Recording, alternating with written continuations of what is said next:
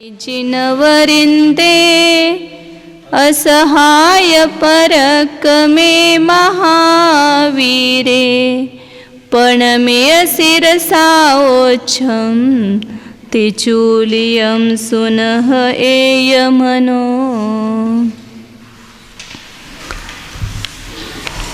चौथा त्रिचूली का अधिकार है।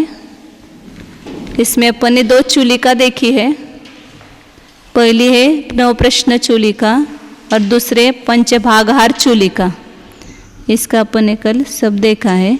अब आगे तीसरी है दशकरण चूलिका। उसका यहाँ पहले मंगलाचरण करते हैं। 436 नंबर गाता है। जसय पाय पसाये ननंत संसार जलहि मुत्तिन्नो वीरिंदनंदि वच्छो नमामि तम अभय नंदि गुरुम। बीच में अपने गुरु को नमस्कार करके मंगलाचरण किया है कि जसय पाय पसायेन वीर इंदनंदि वच्छो अनंत संसार जलहिम उत्तीर्णो तम अभय नंदि गुरुम नमामि। जिनके चरण प्रसाद से, जिनकी कृपा से यह वीरनंदी और इंद्रनंदी का वत्स, माने नेमिचंद्र आचार्य के गुरु वीरनंदी और इंद्रनंदी थे और उन्होंने अभयनंदी गुरु ने उनको पढ़ाया होगा, मतलब शिक्षा गुरु रहे होंगे और ये संघ के आचार्य होंगे वीरनंदी और इंद्रनंदी। तो वीरनंदी और इंद्रनंदी का वत्स अपने को बताया। ऐसा यह मैं अभयनंदी गुरु की जिनके चरण प्रसाद से अनंत संसार जलहिम उत्तीर्णो, अनंत संसार रूपी समुद्र को उत्तीर्ण किया, तम अभयनंदी गुरुम नमामि। उस अभयनंदी गुरु को मैं नमस्कार करता हूँ। क्या बोला? कौन? वीरनंदी और इंद्रनंदी दो अलग अलग है ना। जैसे अभी एक संघ के पहले एक आचार्य रहे होंगे, बाद में एक आचार्य रहे होंगे, ऐसा हो सकता है। या एक साथ भी एक संघ में बहुत सारे रहते हैं ना ऐसे। तो दोनों उनके वो गुरु ही है, इंद्रनंदी और वीरनंदी और इंद्रनंदी। उनके नेमिचंद्र आचार्य शिष्य थे, इसलिए अपने को उनका वत्स कहा है। अब आगे कर्म की जो 10 अवस्था है, दशकरण मतलब क्या है? तो कर्म जैसा एक पुद्गल परमाणु है जो कार्बन वर्गना कर्म रूप परिणमित होती है, तो उस नहीं ऐसे दो जो लिखते हैं ना नीचे जो टीका, वीरनंदी और इंद्रनंदी ऐसा अलग अलग लिखते हैं, बार बार आता है ना यहाँ पर। अच्छा, लेकिन आता है बहुत जगह। तो कर्म की 10 अवस्थाएं बताइए। करण मतलब यहाँ अवस्था अर्थ लेना है। करण मतलब उसकी क्रिया, अवस्था, पर्याय। तो कर्म की 10 अवस्थाएं हैं, तो उनका नाम अगली गाथा में ही बताते हैं। करण का अर्थ बहुत सारा होता है। करण मतलब गणित होता है, करण मतलब साधन होता है, करण मतलब क्रिया होता है, करना, ऐसे। तो यहाँ करण का अर्थ कर्म की अवस्था लेना, विशिष्ट अवस्था। अब वो कौन कौन सी अवस्था है कर्म की? कर्म एक स्वतंत्र द्रव्य है ना, मतलब पुद्गल द्रव्य है, और उसकी कर्म भी एक स्कंदरूप पर्याय है, वर्गना है। कार्बन वर्गना से कर्म बना है और उसकी ये 10 अवस्थाएं होती है। उसके नाम बताते 437 नंबर का आता है।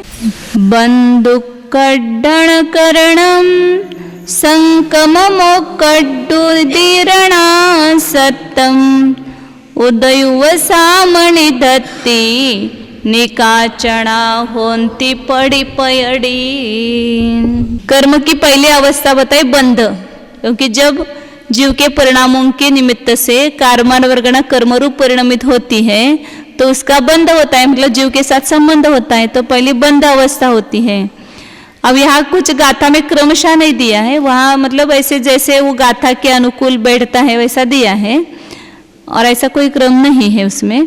तो बंध, फिर दूसरा करण बताइए यहाँ उत्कर्षण। उत्कर्षण मतलब अभी आगे उसके स्वरूप बताने वाले हैं। उत्कर्षण मतलब स्थिति को बढ़ाना या अनुभाग को बढ़ाना, उत्कर्षण करण है। तीसरा है संक्रमण करण। चौथा है ओक्कड मतलब अपकर्षण करण। पांचवा है उदीर्णाकरण। फिर है सत्तम मतलब सत्व, उदय, उवसाम मतलब उपशमन, निदत्ति और निकाचना। इस प्रकार एक कर्म की 10 अवस्थाएं बताइए। इसको दशकरण कहा है। अब इनका स्वरूप संक्षेप में आचार्य स्वयं बता रहे अगली गाथाओं में। हाँ, माने प्रत्येक प्रकृति, पड़ी पैड़ी मतलब प्रत्येक प्रकृति के प्रति ये दशकरण होते हैं। जैसे ज्ञानावरण है उसकी 10 अवस्था, दर्शनावरण की 10 अवस्था, ऐसे प्रत्येक की 10 अवस्था होती है। उसमें आगे बताएंगे आयु कर्म की 10 नहीं होती है, 9 ही होती है। 438 नंबर गाथा और 439 नंबर गाथा में उनका स्वरूप बताया है। एक एक पढ़ते हैं। कम्माणम संबंधो बंधो उक्कडणम हवे वड्डी संकममन्नत्थ गदी हानि उक्कडणम नाम।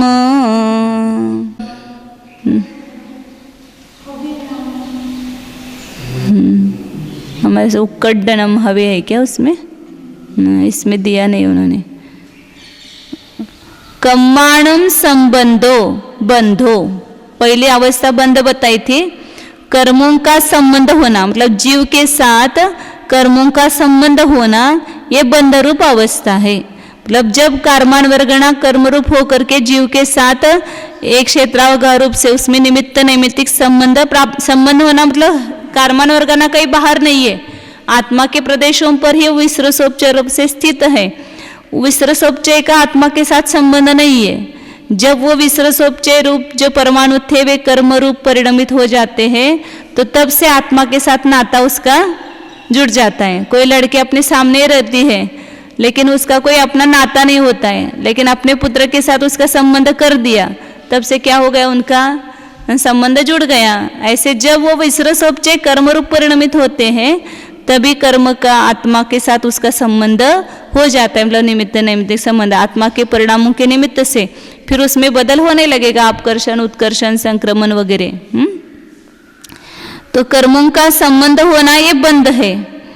फिर उसके बाद जब से बंध किया तो वो सत्ता में आ जाता है। फिर वो सत्ता में रहता है तब जीवों के परिणाम के निमित्त से उसमें क्या होता है, उक्कडणम हवे वड्डी, इसमें बहुत संक्षेप से दिया है। वृद्धि मतलब बढ़ना, ये उत्कर्षण है। तो कर्म का हमने जो स्थिति बंद करते समय जो स्थिति बांधी थी या अनुभाग बांधा था, उसका जीव के परिणाम के वश से वो स्थिति बढ़ना, मतलब नीचे उदय में आने वाले परमाणु अगली स्थिति में मतलब उदय में आने योग्य हो जाएंगे, या कम शक्ति वाले परमाणु अधिक शक्ति वाले परिणमित होते हैं, तो स्थिति का और अनुभाग का क्या होता है, उत्कर्षण होता है। तो स्थिति बढ़ना या अनुभाग बढ़ना उसको उत्कर्षण कहते हैं। अब उसमें बहुत सारे नियम है कि जब बंध होगा तभी उत्कर्षण होता है। अबंध जब है प्रकृति तो उसमें उत्कर्षण नहीं होता है। नए जो सत्ता में स्थित है उसका जो नया बंध हुआ उसमें उत्कर्षण होता है। और तीसरा है संक्रमण, संक्रमम अन्यत्र गति। संक्रमण जो अपन ने कल स्वरूप देखा था, संक्रमण होता है मतलब अन्यत्र उसकी गति होती है, गमन होता है। मतलब जो एक स्वभाव रूप परमाणु थे वे अन्य स्वभाव रूप अपनी सजातीय अन्य प्रकृति रूप परिणमित हो जाते हैं, वह संक्रमण है। कल सब संक्रमण के नियम अपने देखे हैं कि मूल प्रकृति का दूसरे मूल प्रकृति में संक्रमण नहीं होता है, अपनी ही उत्तर प्रकृतियों में संक्रमण होता है। और दर्शन मोहनीय का चारित्र मोहनीय नहीं होता, चारित्र मोहनीय का दर्शन मोहनीय में नहीं होता है। आयु में भी परस्पर संक्रमण नहीं होता है। तो ये तो संक्रमण उसके अनुसार, मतलब पहले वे परमाणु जैसे मति ज्ञानावरण रूप थे, अब वे ही क्या हो जाते हैं, संक्रमण के वजह से श्रुत ज्ञान रूप हो गए। श्रुत ज्ञानावरण रूप या अवधि ज्ञानावरण रूप या मनपरे ज्ञानावरण रूप, तो उसका संक्रमण कहलाता है। तो वे प्रदेशों को छोड़कर कोई प्रकृति नहीं होती है, मतलब जो कर्म परमाणु है उसी में वो स्वभाव होता है ना। तो प्रकृति और प्रदेश कोई दो अलग, मतलब लक्षण अलग है लेकिन दो अलग अलग नहीं है। तो इसलिए प्रदेश का संक्रमण और प्रकृति का संक्रमण दोनों का संक्रमण होगा। प्रदेश का संक्रमण होना मतलब जिन परमाणुओं का ये साता स्वभाव था वे उन्हीं परमाणुओं का असाता स्वभाव हो गया, तो उसको कहेंगे संक्रमण। देशघाती हाँ हो सकता है क्या इसमें?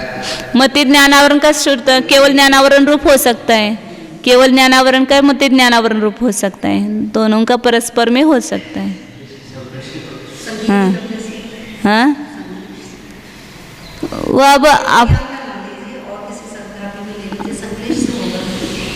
अब उसमें क्या है कि संक्रमण तो आप पहले गुणस्थान से 10वें गुणस्थान तक ज्ञानावरण का संक्रमण होता ही रहेगा, आदप्रोत संक्रमण, एक का दूसरे में, दूसरे का तीसरे में, ऐसे ज्यादा उसमें वो परमाणु आएंगे तो हाँ उत्तर प्रकृतियों में किसी का भी किसी में हो सकता है।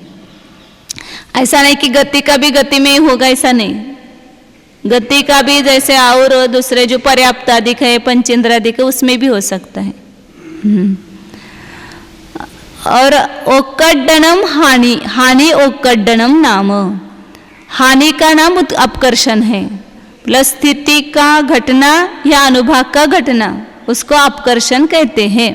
मतलब जो आगे उदय में आने वाले थे वे अपकर्षण के द्वारा नीचे उदय में आने योग्य कर देते हैं, तो अपकर्षण होता है। या ज़्यादा शक्ति वाले परमाणु कम शक्ति वाले हो जाते हैं, वो अपकर्षण है, अनुभाग का अपकर्षण। एक स्थिति का अपकर्षण और एक अनुभाग का अपकर्षण दो अलग है। स्थिति का अपकर्षण हुआ तो अनुभाग का अपकर्षण होगा ही, ये नियम नहीं है, और स्थिति का उत्कर्षण हुआ तो अनुभाग का उत्कर्षण होगा ही, ये भी नियम नहीं है। क्योंकि कभी मतलब परिणाम प्लेन संक्लेश रूप है तो क्या हुआ, स्थिति बढ़ गई, उत्कर्षण हुआ, लेकिन अनुभाग वही रह सकता है। ऐसा मतलब नहीं कि वो ज़्यादा स्पर्धक रूप हो जाएंगे, क्योंकि आगे नीचे स्थिति के ऊपर और नीचे स्थिति की अपेक्षा से कहेंगे, और अनुभाग में जो शक्ति होगी स्पर्धक होंगे वे एक ही निषेक में जो जगन्य शक्ति से लेकर उत्कृष्ट शक्ति युक्त जो स्पर्धक है उनमें वहीं पर रह करके क्या होगा, वो ज़्यादा शक्ति वाले कम शक्ति वाले रूप हो जाते हैं, और कम शक्ति वाले ज़्यादा शक्ति रूप से परिणमित होते। उसके लिए ऊपर नीचे आने की जरूरत नहीं है। केवल वहाँ ऊपर नीचे कैसे कहेंगे, अनुभाग में वो ज़्यादा शक्ति वाले स्पर्धक है उसको कहेंगे ऊपर, कम शक्ति वाले स्पर्धक है उसको कहेंगे नीचे। ऊपर की स्थिति में जो परमाणु है उसके अधिक अनुभाग है ऐसा नहीं, और नीचे के इसमें कम है ऐसा नहीं। नीचे के निषेक में जो अनुभाग है वही ऊपर के निषेक में भी वही अनुभाग है। उसमें ही जो अनंत स्पर्धक है उसमें जो ज़्यादा शक्ति वाले स्पर्धक है वे कम शक्ति रूप परिणमित होंगे, या जो सर्वघाती है वो देशघाती रूप से परिणमित होते हैं, तो वह अनुभाग का अपकर्षण होता है। जब अपन कांडक घात करते हैं तो अपकर्षण सहित ही कांडक घात होता है ना, वहाँ पर अधिक शक्ति वाले जो संपूर्ण स्पर्धक है उसको अपन कम शक्ति वाले स्पर्धकों में परिणमित कराते हैं, तो एक प्रकार से अपकर्षण ही है। 4 हो गए इसमें, बंध, उत्कर्षण, संक्रमण और अपकर्षण। और आगे बताते हैं 439 नंबर गाथा। अन्नतटीय सुदये संचुहण मुदीरणा हो अत्थितम सत्तम सकाल पत्तम उदो हो दित्ति निदिठो। अन्नतठियस उदये संचुहनम उदीरणा, अन्यत्र स्थित मतलब ऊपर स्थित है, नहीं अन्यत्र स्थित मतलब अन्य स्वभाव रूप स्थित है, इसका चल रहा है उदीरणा चल रहा है ना। हाँ, अन्यत्र स्थित मतलब ऊपर की स्थिति में स्थित है निषेक वो परमाणु, और उसको उदय में मतलब उदयावली में देना, निक्षेपण करना, उसको कहते हैं उदीरणा। अपकर्षण और उदीर्णा में अंतर बताया था ना। उत्कर्षण में भी स्थिति कम की और उदीर्णा में भी स्थिति कम की, लेकिन जो उदयावली में द्रव्य प्राप्त हुआ ही उसकी ही उदीर्णा संज्ञा है। और उदयावली के ऊपर अपने अपनी उपरितन स्थिति में ही निक्षेपण किया, उसकी केवल अपकर्षण संज्ञा है। उदयावली में जो आया उसका उदय नियम से आएगा। जो उदयावली में प्राप्त हुआ निषेक है उसका।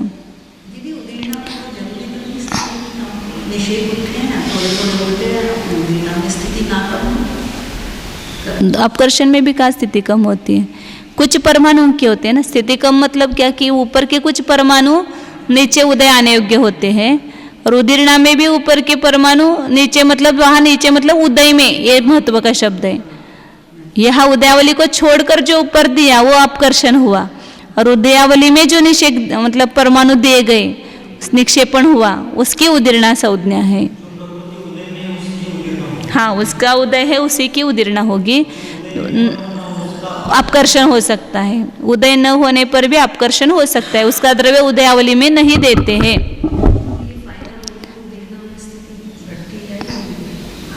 स्थिति घटे बिना ऊपर से नीचे कैसे आएगा वह? स्थिति घट मतलब वो शब्द प्रयोग ऐसा, जो परमाणु की उदीर्णा हुई उसकी स्थिति घटी, पूरे कर्म की स्थिति नहीं घटी। जिन परमाणुओं को अपने ऊपर से नीचे दिया उन परमाणु की स्थिति घटी ना। अपकर्षण और उदीर्णा में वही होता है ना। वहां कांडक घात जहां होता है वहीं पर स्थिति पूरे निषेकों की कम होती है, और जहां पर केवल अपकर्षण या उदीर्णा होती है तो जिन परमाणुओं का अपकर्षण किया या जिन परमाणुओं की उदीर्णा हुई उतने परमाणुओं की स्थिति घटी। स्थिति तो घटी ही, लेकिन उन परमाणुओं की घटी, पूरे कर्म की स्थिति नहीं घटी। और 5 बताए ना, फिर छठा है सत्व, अतित्तम सत्यम। अस्तित्व, कर्म का अस्तित्व, कर्म रूप से रहता है तब तक उसका सत्व रूप परिणमन हो रहा है, तो उसको सत्वकरण कहेंगे। सत्व कहो या सत्ता कहो। सकालपत्तम उदो, जब वो अपने काल को प्राप्त होता है, मतलब जो परमाणु जहां पर स्थित है जिस समय में, उस समय को प्राप्त हो गया तो उस परमाणु का क्या हो जाता है? उदय होता है। मतलब फलदान शक्ति, फल दे देता है, जो उसका जो स्वभाव था उसके अनुसार, और जो अनुभाग पड़ा हुआ है उसके अनुसार फल देना, वह क्या है? उदय है। होदिति निदितो, इस प्रकार कहा है। अधिक बंधावली के व्यतीत हो जाने पर निषेक स्थिति के क्षय से उदय में पतमान अर्थात गिरता हुआ उदय संज्ञा वाला होता है। मतलब जब अपन कर्म का बंध करते हैं तो एक बंधावली तक तो उसका उदय नहीं आ पाता है, उसकी उदीर्णा नहीं होती है, तो फिर अगले समय में क्या करेंगे? उसकी उदीर्णा हो सकती है, तो उसके ऊपर कर लेना पड़ेगा ना। बंधा हुआ कर्म 2 समय अधिक बंधावली के व्यतीत हो जाने पर निषेक स्थिति के क्षय से उदय में पतमान अर्थात गिरता हुआ उदय संज्ञा वाला होता है। एक समय अधिक बंधावली नहीं कहा उन्होंने।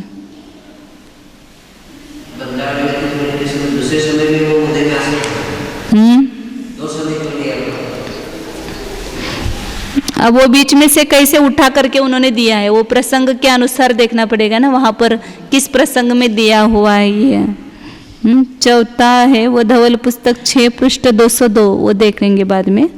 वो कोई प्रकरण होगा वहां पर करण परिणामों का वगैरह, तो उसके अनुसार दिया होगा। वो 2 समय कैसे लिए देखेंगे बाद में, या उसमें वो अपकर्षण एक समय में करता है फिर दूसरे समय में ऐसा कुछ होगा। हाँ, उदय में मतलब जो कम ज्यादा होना उसका या संक्रमण होकर के उदय में आना, इसमें निमित्त बन सकते हैं।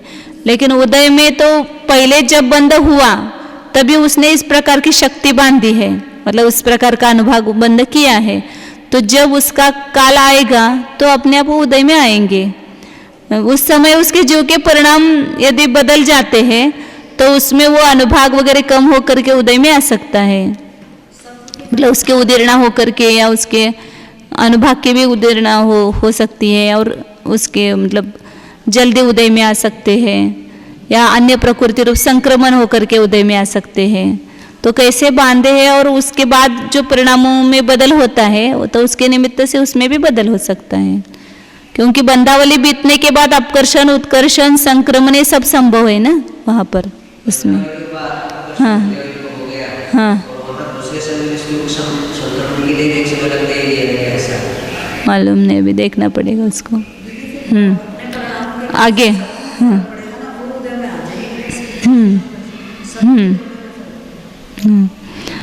आगे 440 नंबर का आता है। उदये संकममुदये चौसुविदादुं कमेन नो सक्कम् उवसन्तं च निधत्ते निकाजितं होदिजं कम्मम्। वैसा इसमें है शायद वो चाहिए, उसमें भी वैसा हो तो भी। हाँ आपके इसमें ना म दो है ना, म मुदये है ना, संकम मुदये, म पूरा नहीं है उसके बीच में, क्योंकि वो एक ये भी मात्रा कम पड़ती है। 1 2 3 4 5 6 7 8 9 10 11 12 ये तक 12। संकम पूरा और मुदय ऐसा नहीं है क्या उसमें? प्राकृत में ही बोल रहे हैं। हाँ तो कहीं पर देख कर ही करते हैं हम, सुधार जब भी करते हैं ना तो किसी पुस्तक में देख कर करते हैं। हाँ है उसमें। हाँ तो 7 करण हुए थे ऊपर, अब यहाँ 3 बताते हैं, उपशामनाकरण, निदत्तीकरण और निकाचनाकरण। उदये संकमम, उदये लगाना, फिर संकमम उदये, फिर चौसुविदादुम नो सक्कम कमेन वसंतम निदत्ति निकाजिदम जमकम्मम वसंतम निदत्ति निकाजिदम होदी। जमकम्मम पहले लगाना कि जो कर्म उदये दादुम नो सक्कम, उदय में देना शक्य नहीं है, मतलब जिसकी उदीर्णा नहीं हो सकती है, उदीर्णा होकर के वो उदय में आकर के खिरना वाचे अच्छा है ना वहाँ पर, लेकिन ऐसा वो कर्म की एक अवस्था हुई थी जब बंद करते समय कि उसमें उपशामनापन आया था, मतलब उसका उदीर्णा नहीं होगी, ये उन कर्म परमाणुओं में स्वभाव ऐसा आ गया उपशामना रूप। या जब अपन 3 दर्शन होने का उपशम वगैरह करते तब भी उसका क्या होता है, उदीर्णा के अयोग्य हो जाता है। तो उदीर्णा के अयोग्य होना है उपशमना, लेकिन एक उपशामना नामक कर्म की एक अवस्था है कि जब हमने बंद किया था तो उस समय ऐसे परिणामों से बंद किया कि आप कितना भी पुरुषार्थ करेंगे तो उसको उदयावली में ला करके खिला नहीं सकते हैं। ऐसे वो जब उदय में वहाँ ऊपर आने वाले हैं उसी समय उदय में आएंगे, लेकिन उसमें संक्रमण हो सकता है, उसमें अपकर्षण उत्कर्षण हो सकता है, उदीर्णा नहीं हो सकती है उसकी। ये उपशामना है।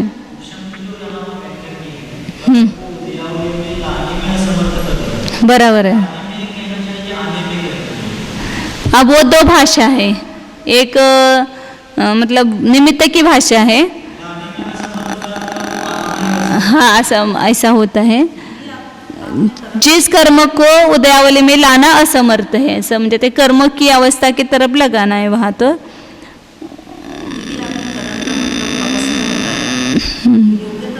बोल सकते हैं ऐसे कर्म परमाणु में योग्यता है।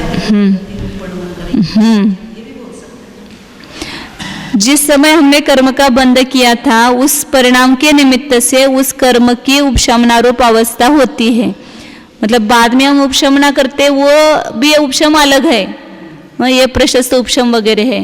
और जिस समय कर्म बंद किया था तभी उसमें एक उपशमना नामक की अवस्था है कि जो उदय में आएंगे, मतलब उदयावली उदय न होकर के उदय में नहीं आएंगे, अपने काल में उदय में आएंगे। संक्रमम उदय, फिर संक्रमण और उदय में देना शक्य नहीं है, मतलब जिसका संक्रमण नहीं कर सकते और उदयावली में भी नहीं ला सकते हैं, मतलब उदीर्णा नहीं कर सकते हैं, उसकी निदत्तीय संज्ञा है। ऐसे निदत्ती कर्म बांधते हैं मतलब कर्म,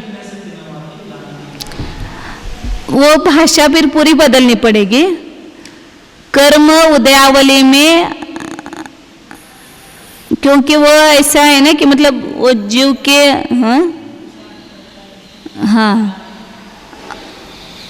मतलब उपशम ये अवस्था क्या है कि उसको कर्म को उदयावली में लाना असमर्थ कर देना, ये ऐसा बताएं। हाँ नहीं, उपशमकरण ये यहाँ पर अच्छी बात नहीं है, मतलब उदयना नहीं हो सक रही है उसकी। मतलब ये तीनों भी है ना संक्लेश परिणाम के निमित्त से। उपशमनारूप जो अवस्था हुई है वो थोड़े कम संक्लेश रूप से हुई है, निदत्य और ज्यादा संक्लेश से हुई है, और अनिकाचित तो उससे भी ज्यादा संक्लेश परिणाम से ये अवस्था हुई है कर्म की। नहीं, लेकिन यहाँ पर जो लेना है ना, अपन हमेशा क्या करते हैं, वो जो उपशम होता है उसको ये उपशामनाकरण कहते हैं। वो उपशामनाकरण नहीं है, कर्म बंधते समय ही उसमें ऐसी योग्यता आती है कि वो उदयावली में नहीं आ सकते हैं। ऐसा हुआ है, तो ये उपशामनाकरण में वो ही उपशामना रूप अवस्था लेनी है। मतलब मुझे पहले प्रश्न बहुत होता था कि 8वें गुणस्थान में उपशामना की उच्छुत्ति कर देते हैं। मैंने कहा आगे तो उपशम रहता है 11वें गुणस्थान तक, कर्म का उपशम करते जाते हैं ना, फिर उपशमना का विच्छुत्ति कैसे हुई, ऐसा वो प्रश्न बार बार आता था। तो हम उपशमन वही समझते थे कि जो हम 3 करण परिणाम के द्वारा उपशमन वगैरह करते हैं, या क्षोभशम के समय सदवस्था रूप उपशम करते हैं, तो उसी को उपशम रूप अवस्था मानते थे। लेकिन ये उपशामना जो है, जब धवला की पुस्तक में पढ़ा, 13वीं पुस्तक में वगैरह आया है, तो फिर वो अज्ञान दूर हुआ कि उपशामना मतलब ये कर्म की एक उपशामना नाम की अवस्था है कि जो बंधते समय ही जैसे निदत्तर निकाचित होता है वैसे उपशामना रूप होता है। हाँ, विच्युति कौन सी है, उपशामनाकरण की हुई कि जो परमाणु उपशामना रूप थे, लेकिन उपशमनाकरण नष्ट हो गया तो फिर सब उदय में आने लगेंगे। ये जो भी मिथ्यात्वादी उनका उपशमन किया द्वितीय उपशम सम्यक्त्व में, तो विच्युति कैसे करते हैं, ऐसा वो प्रश्न होता था। लेकिन वो उपशमन नहीं लेना है यहाँ पर। यहाँ कर्म की एक बंधते समय ही ऐसी अवस्था बंद होती है उपशामना रूप। हाँ, ऐसे प्रकार उपशामनाकरण लगाना। हाँ, उपशामनाकरण में कि उस कर्म परमाणु की उदीर्णा नहीं हो सकती है, हो सकता है उसका जो उपरितन स्थिति है उसमें ही अपकर्षण हो, या उसी में उत्कर्षण हो, या अन्य प्रकृति रूप से संक्रमण हो, ये कार्य हो सकता है। लेकिन वे उदयावली में आकर के वो खिरने नहीं खिरेंगे। 8वें स्नान के बाद में कर्म परमाणु में ऐसी योग्यता ही नहीं होगी कि वो उपशम रूप में पड़े। मतलब जो पहले उपशामना रूप थे वे सब अब उदयावली में आने के लिए समर्थ हो गए। योग्यता ही है। ठीक है ना। हाँ, कर्म परमाणु में ही नहीं है। हाँ, उपशमना एक अलग अवस्था है।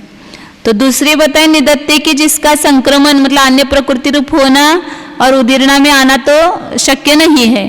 अपकर्षण और उत्कर्षण हो सकता है, उसे अपने अपनी स्थिति में ही नीचे का ऊपर आए और ऊपर का नीचे जाए, ऐसे उत्कर्षण हो सकता है और अपकर्षण भी हो सकता है। लेकिन अन्य प्रकृति रूप संक्रमण होना या उदीर्णा में आकर के खिरना ये शक्य नहीं है। मतलब यहाँ उसका तो संक्रमण हो सकता था उपशामना का, लेकिन इसका संक्रमण भी नहीं हो सकता है। तो ये ज्यादा और संक्लेश से बांधे हुए हैं निदत्य रूप कर्म। और चौसुवी दादुम नो सक्कम, और चारों में भी मतलब उदीर्णा, संक्रमण, अपकर्षण और उत्कर्षण चारों में भी देना शक्य नहीं है। वह निकाचित कर्म है। लेकिन दीदी ऐसा विशेष कारण नहीं पता कि किस वजह से निकाचित कर्म बन जाता है, कौन से परिणाम। तो ऐसे कहे ना देवशास्त्र गुरु की अभिनय करते हैं, जैसे वो अंजना को वो भोगना ही पड़ा ना पूरा, तो उसने ऐसे देव का अभिनय किया था। तो देवशास्त्र गुरु की अभिनय ज्यादा वो निकाचित कर्मादि बांधने में निमित्त होता है।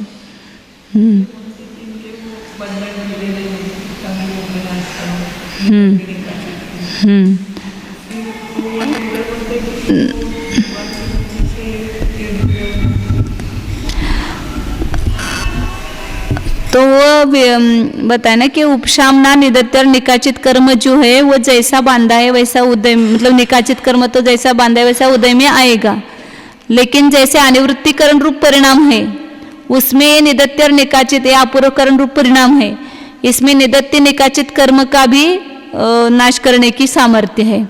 कि जैसे अपन कांडक घात करते हैं, स्थिति कांडक घात और अनुभाग कांडक घात करते हैं, तो उस समय वो पूरी की पूरी स्थिति उसके परमाणु जो है कर्म परमाणु वो वहां से आकर्षित होकर के नीचे आ जाते हैं ना, तो वहां उसमें भी वो निकाचित परमाणु होंगे कि नहीं होंगे, क्योंकि पूरे जो सत्ता में स्थित कर्म परमाणु है उसमें कुछ समय प्रबद्ध हमने निकाचित रूप बांधा है, कभी कभी बांधा है ना, कि हर समय तो नहीं बांधते हैं। तो कुछ परमाणु है जो निकाचित रूप है, कुछ निदत्य रूप है, कुछ उपशामना रूप है, और कुछ इन तीनों के बिना भी सामान्य रूप से है कर्म परमाणु। तो जिनमें वो निदत्य और निकाचित है वो कर्म परमाणु तो अपकर्षण के द्वारा नीचे निकाचित रूप है वो नहीं आते हैं और उसका उत्कर्षण भी नहीं होता है। लेकिन जब अनिवृत्ति और अपूर्व कर्म परिणाम के निमित्त से हम कांडक घात करते हैं तो उसके साथ जो निकाचित कर्म परमाणु है उनका भी अपकर्षण हो जाता है, फिर वो निकाचितपना उनका कैंसिल हो जाता है। लेकिन उनका जो सूर्य स्थान का विच्युति नहीं हुई वो भी कैंसिल हो जाता है। हाँ, तो वो पूरी की पूरी विच्युति 8वें गुणस्थान में होगी। कुछ हाँ, मतलब वहाँ पर जैसे अभी ये कौन सा बंधकरण कहाँ नष्ट हुआ 10वें में, तो सभी प्रकृतियों की बंध विच्युति वहाँ हुई है क्या? बंधकरण वहाँ विच्छिन्न हुआ है, तो कुछ कुछ प्रकृतियों का नीचे भी बंध विच्युति हुई है ना। ऐसे और निदत्य निकाचित जो कर्म है, अर्यंत की भक्ति, अनिवृत्तिकरण रूप परिणाम, द्वादशांग की भक्ति, इससे वो निदत्य निकाचित कर्म जो है वो भी अपना स्वरूप छोड़ करके वो अपकर्षण उत्कर्षण वगैरह हो सकता है। हाँ, उसकी करण की विच्युति 8वें गुणस्थान में है कि उसके बाद कोई भी परमाणु उपशमना निदत्य निकाचित रूप नहीं रहेगा। लेकिन निचले के गुणस्थान में जैसे अभी बताया ना उदाहरण आपको कि कांडक घात जब होता है तो पूरी स्थिति का घात करते, तो उसमें कुछ निकाचित परमाणु है वो भी क्या हो जाते, फिर अपकर्षित हो जाते ना, उसकी उदीर्णा भी हो जाती है। हाँ, तो ये जो इसलिए वो बताते हैं ना कि धवला वगैरह में आए ना कौन कौन से परिणाम बताए।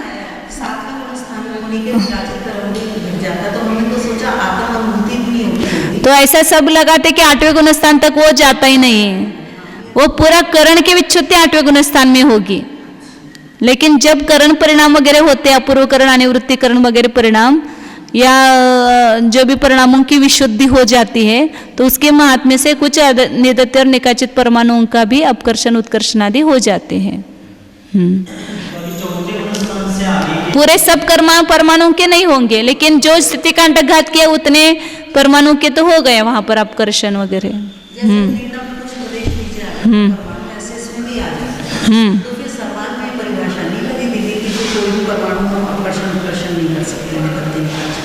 भगवान की भक्ति से इसका मतलब कुछ परमाणु हम ले आते हैं। हाँ, तो फिर सर्वांग में तो परिभाषा बाद में अपन चर्चा करेंगे और इसके। हाँ हाँ, उसमें से सम्यक दृष्टि या प्रदेश प्रति सकल वृत्तियों को अनुभव स्थान कौन सा होगा? नहीं, जब हम सम्यक तो प्राप्त करने के लिए सन्मुख होते हैं, प्रायोगिक लब्धि में आते हैं, तभी चतुस्थानीय अनुभाग जो है वो द्विस्थानीय हो जाता है। तो सम्यक दृष्टि होने के बाद तो हमेशा द्विस्थानीय का ही उदय रहता है। हाँ, द्विस्थानीय का ही उदय रहता है। वहाँ करण परिणाम में ही द्विस्थानीय हो गया ना अनुभाग, सत्ता में अनुभाग द्विस्थानीय हो गया, फिर उदय में कहाँ से द्विस्थानीय चतुस्थानीय आएगा? हाँ, उदय रहेगा।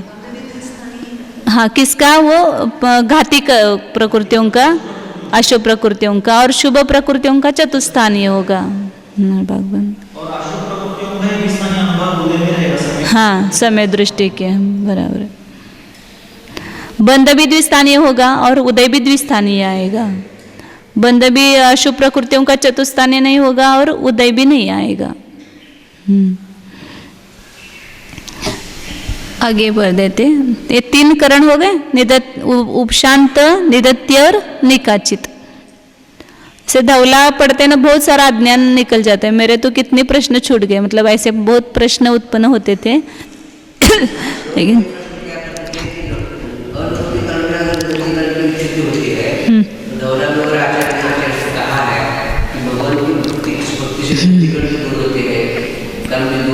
हाँ हाँ हाँ, कुछ परमाणु का करण की विच्युति नहीं होगी, लेकिन कुछ परमाणुओं का होता है वहाँ पर।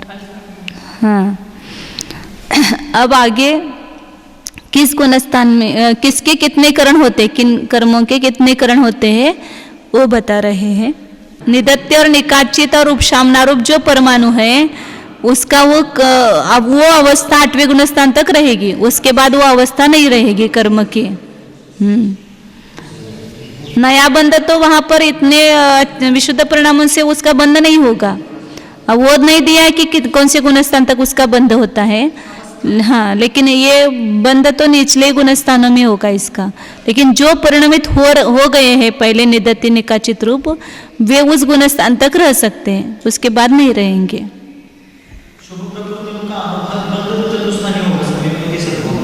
शुभ प्रकृतियों का हाँ हाँ,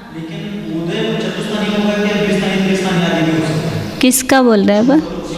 शुभ प्रकृतियों का उदय बंध और सत्ता में तो चतुस्थानीय है ही। उदय बोल रहे क्या? हाँ हाँ, हो रहा है, बराबर है। हाँ,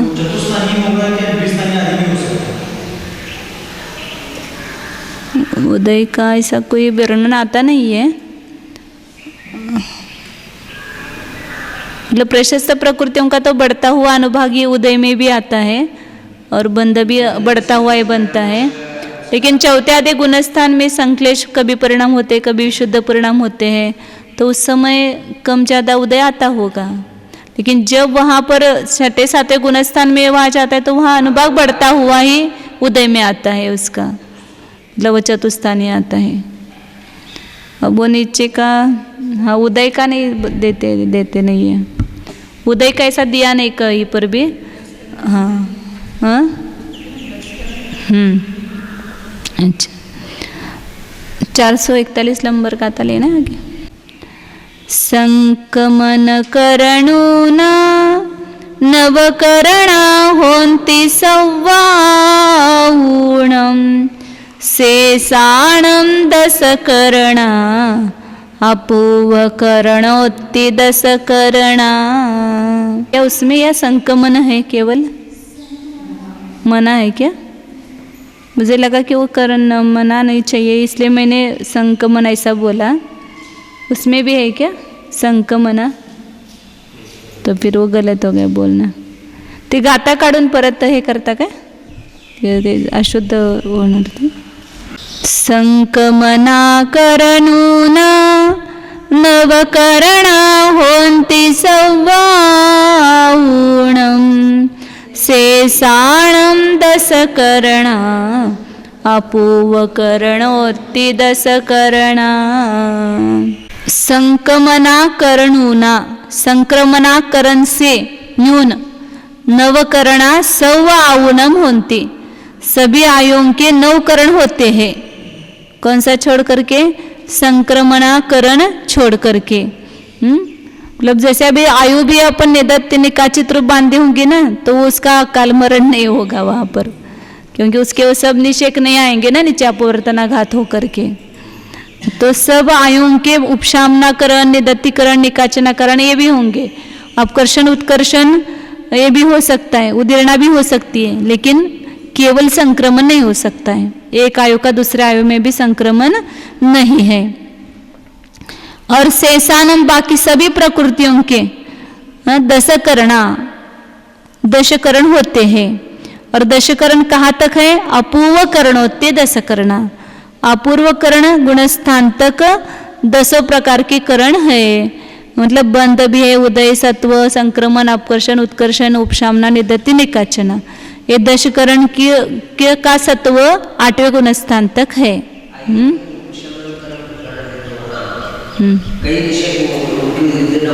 हाँ, उदीर्णा होती नहीं, वो वहीं पर अपने अपने जगह रहेंगे ना।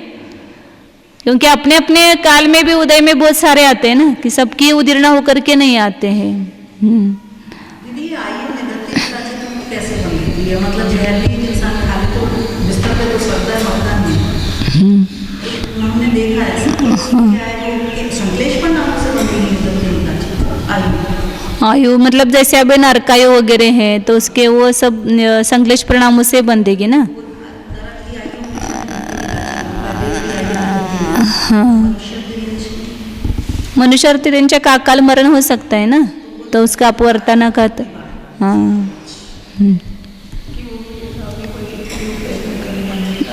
मन नहीं मरता है, वैसा भी होता है ना, चरम शरीरी वगैरह है। हाँ,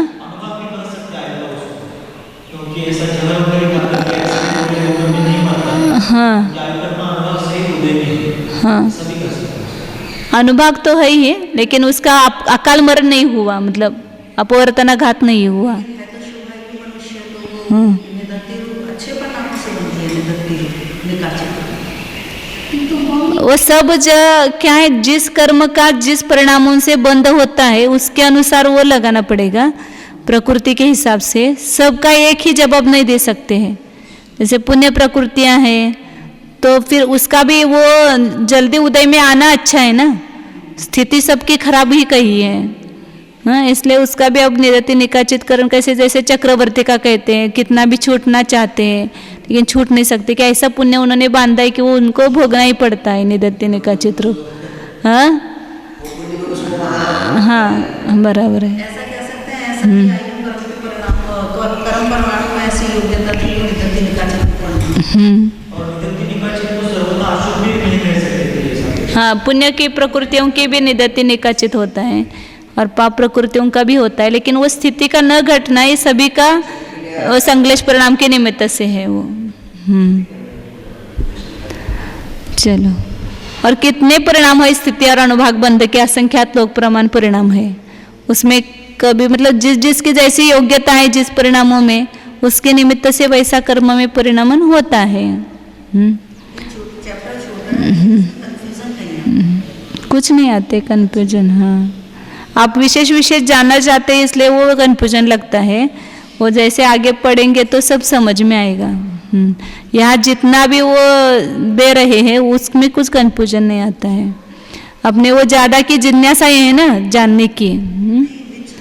हाँ, हाँ, हाँ, आगे अब 8वें तक 10 करण होते हैं ऐसा कहा, फिर आगे कौन कौन से करण रहते हैं वो बता रहे हैं। 442 नंबर का आता है। मसत्तेव तदो सुहुमक सावोति संकमेण विना छच्च सजोगित्ति तदो सत्तम उदयम अजोगित्ति। तदो आदिम सत्य एव सुहुमक सावोति। सूक्ष्म कषाय पर्यंत 3 कम हो गए, 8वें में 3 कम हो गए, 3 की करण विच्छुत्ति हुई, उपशामना, निदत्य और निकाचना।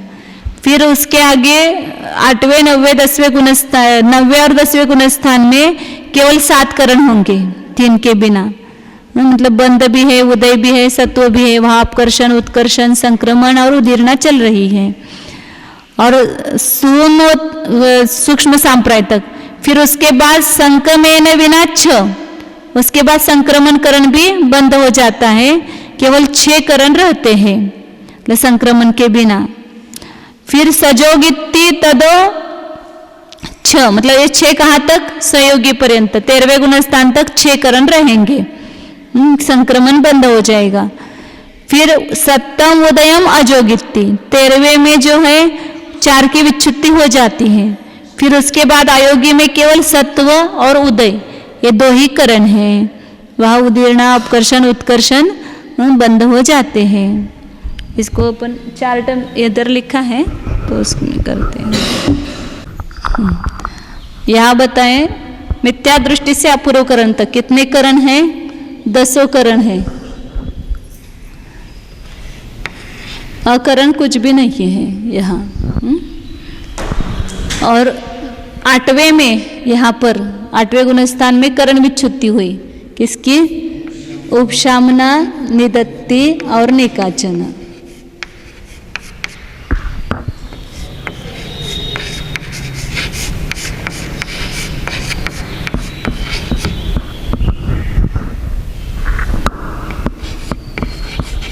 निकाचन करण।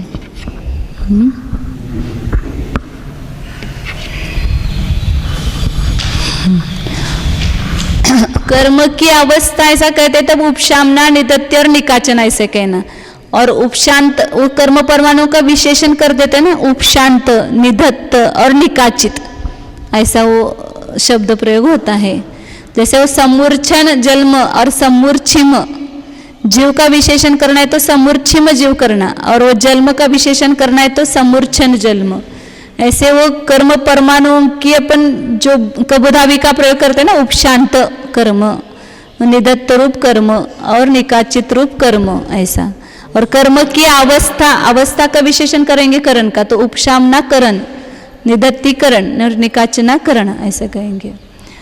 और इसके विच्छुत्ते 8वें गुणस्थान में होते हैं, मतलब इसके आगे कोई भी परमाणु इन 3 रूप नहीं रहेंगे। पूरे कर्म का वो अपकर्षण उत्कर्षण सबके योग्य हो जाते हैं, उदीर्णा, संक्रमण, अपकर्षण और उत्कर्षण के लिए योग्य हो जाते हैं।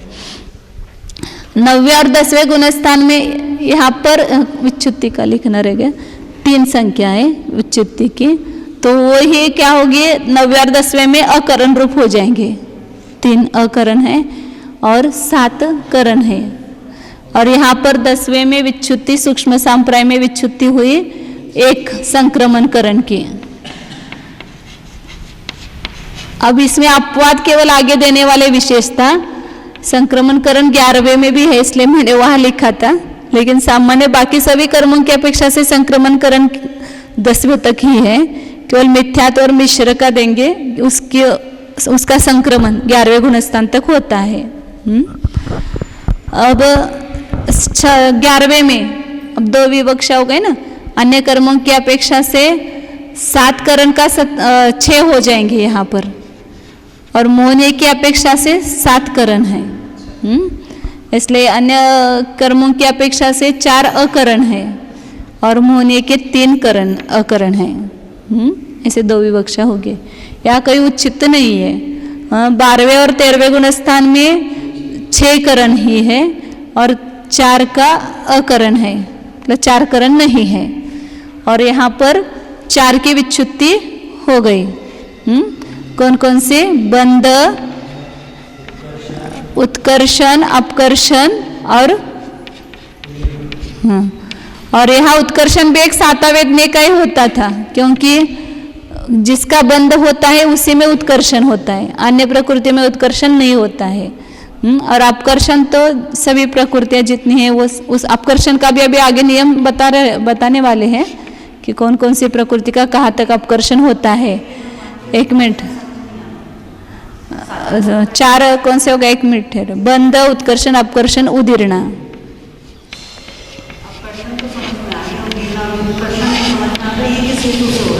अपने आप होता रहता है सब। पुराना बंधा हुआ नहीं है क्या? वो नए बंध में वो होगा, मतलब ऐसे उसकी अपेक्षा से वो सत्ता में है केवल उत्कर्षण। उसका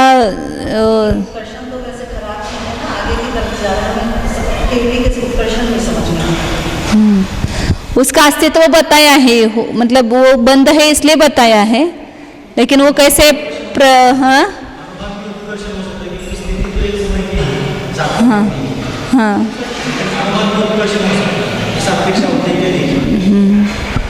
पता नहीं वो कैसा, लेकिन बंध है इसलिए उत्कर्षण बताया है। बाकी किसी प्रकृति का नहीं होगा, केवल सातावेदनी का होगा।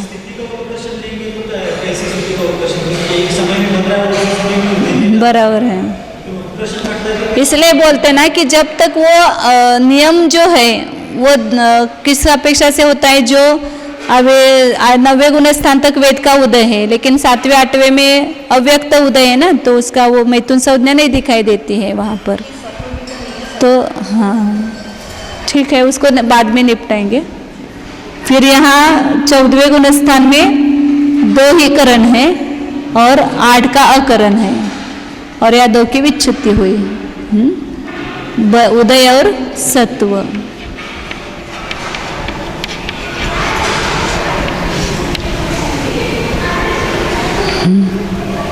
443 नंबर का आता है, 43 ना। नवरि विशेषम जाने संकमम विहोदि संतमोहम मिच्छस्य मिस्सय शेषाणम नत्ति संकमनम। रूप से बताया कि 8वें तक 10 करण है, 10वें तक 6 करण है, 7 करण है और 11वें में 6 करण है। लेकिन यहाँ पर विशेष बताते हैं कि संत मोह में संकमम अविहोधी, उपशांत मोह में संक्रमण भी होता है। किसका होता है? तो केवल मिच्छस्य मिस्सय, मिथ्यात्व और मिश्र का ही संक्रमण होता है। क्योंकि जो द्वितीयोपशम समय दृष्टि, द्वितीयोपशम समय दृष्टि उपशम श्रेणी पर आरोहण करता है, तो वहाँ 11वें गुणस्थान में जाने के बाद भी वहाँ मतलब उपशम तो हो गया है, तो उदीर्णा के अयोग्य हो गए, उपशम हुआ है मतलब। लेकिन जो द्वितीय स्थिति में स्थित कर्म परमाणु है, उनका वही का वही पर क्या होने लगता है? संक्रमण भी होता है। मतलब मिथ्यात्व के परमाणु मिश्र और संयुक्त प्रकृति रूप परिणमित होते हैं, और मिश्र के परमाणु संयुक्त प्रकृति रूप परिणमित होना, ये कार्य जब तक संयुक्त है तब तक चालू ही रहता है। मिथ्यात्व का और मिश्र का संयुक्त, मिथ्यात्व का मिश्र और संयुक्त रूप और मिश्र का संयुक्त प्रकृति रूप संक्रमण यह 11वें गुणस्थान तक चालू रहता है। तो उपशम भी हुआ, तो उपशम का कार्य क्या हुआ कि वे उदीर्णा के अयोग्य होंगे, उदीर्णा नहीं होगी। लेकिन द्वितीय स्थिति के परमाणु द्वितीय स्थिति में ही अन्य रूप से संक्रमित हो जाते हैं। वहाँ का वहाँ अपकर्षण भी हो सकता है, उसका उत्कर्षण नहीं होगा क्योंकि मिथ्यात्व का बंध नहीं हो रहा है। तो इसलिए अपवाद समझना 11वें गुणस्थान का केवल मिथ्यात्व और मिश्र के लिए, वहाँ बंध के बिना भी संक्रमण होता है। बाकी सब कर्म प्रकृतियों में वहाँ बंध होना आवश्यक है। सजातीय की जो बंधने वाली प्रकृति है उसी में संक्रमण होता है, लेकिन यहाँ बंध के बिना भी संक्रमण होता है। इसलिए ये विशेषता समझना, इसलिए वो कल उसमें लिखा था 11वें गुणस्थान तक संक्रमण, लेकिन अन्य प्रकृतियों की अपेक्षा नहीं लगाना, केवल मिथ्यात्व और मिश्र की अपेक्षा से।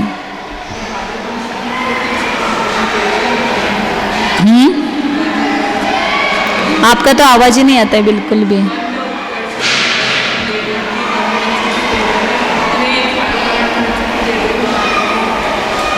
अभी जैसा लगा है वैसा ही ना। तो 4 करण मतलब 6 करण 13वें गुणस्थान तक होते हैं, उसके आगे 4 करण नहीं होंगे, तो उसकी विच्युति 13वें गुणस्थान में करेंगे। तो बंद हुआ वहां तक, आगे नहीं होगा, ऐसा उसका अर्थ है। विच्युति का अर्थ हमेशा वो समझना, उस गुणस्थान तक उसका अस्तित्व है, आगे उसका अस्तित्व नहीं है।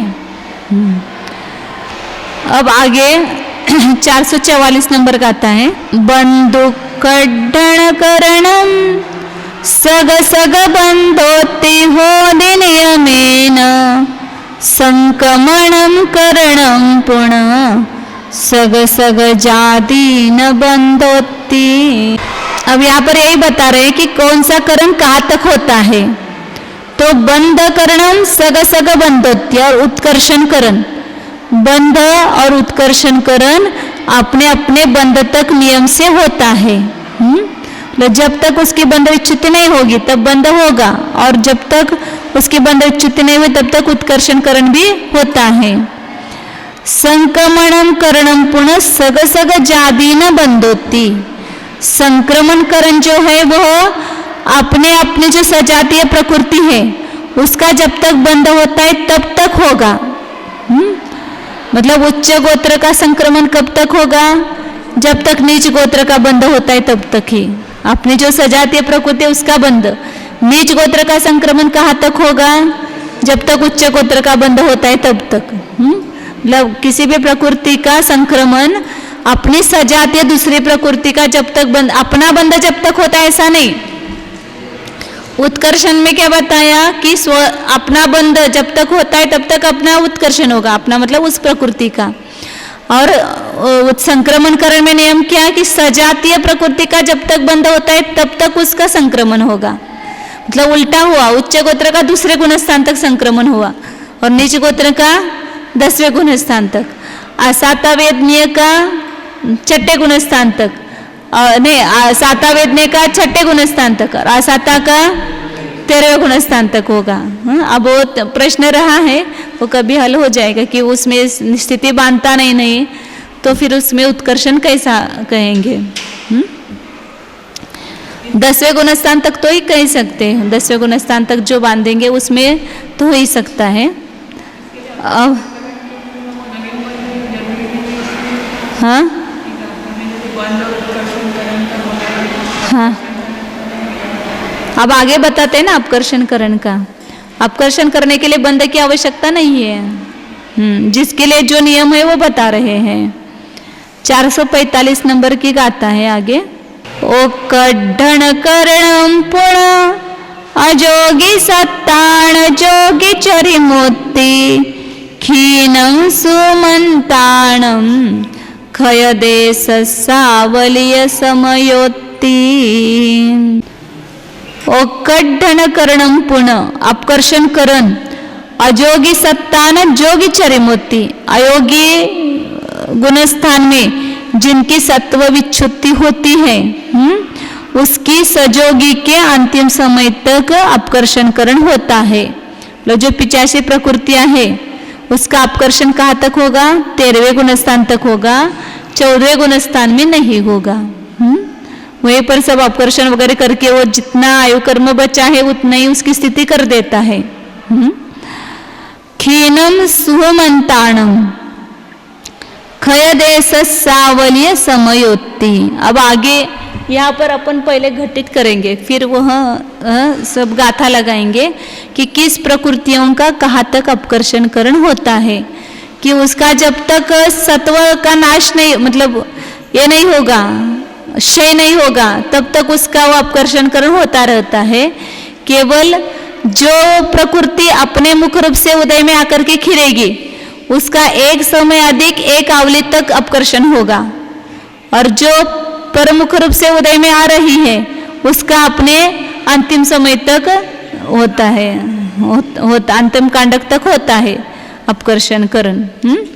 तो इसको अपन पहले लगाते हैं फिर अपकर्षण का है ना ये सब प्रकरण। अब इकडे हाँ, अब पहले नियम क्या बताया कि जो अयोग्य में सत्वरूप 85 प्रकृति है इनका अपकर्षण कहाँ तक होगा?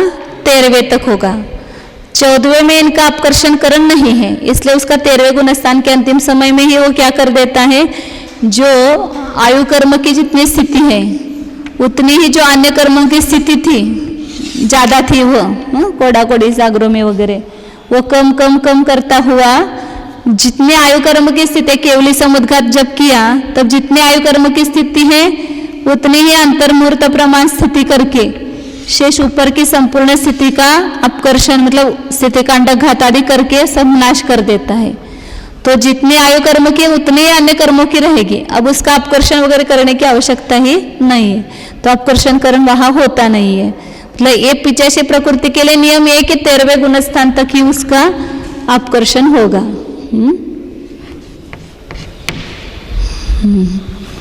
13वां गुणस्थान के अंतिम समय तक होगा।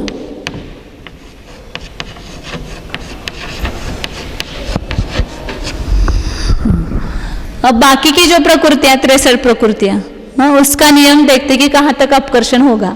तो उसमें जो 5 ज्ञानावरण, 4 दर्शनावरण, 5 अंतरा, निद्रा और प्रचला, तो बाकी सब प्रकृतियों का ये नियम लगाना कि क्षय देश पर्यंत ऐसा कहा, मतलब जब तक उसका क्षय नहीं होता है तब तक उसका अपकर्षण होगा। तो उसमें 2 प्रकार की प्रकृति, एक स्वमुखोदय रूप और एक परमुखोदय रूप से नाश होगा। तो जिन प्रकृतियों का स्वमुख रूप से नाश होगा तो मतलब ये जैसे अब यही कर्म है ये अपने अपने मुख रूप से उदय में आता जा रहा है, तो जब इसका एक समय अधिक एक अवली शेष रहता है तब तक उसका अपकर्षण हो सकता है, क्योंकि जिसमें से द्रव्य लेना और जहां रखना ये चीजें चाहिए ना।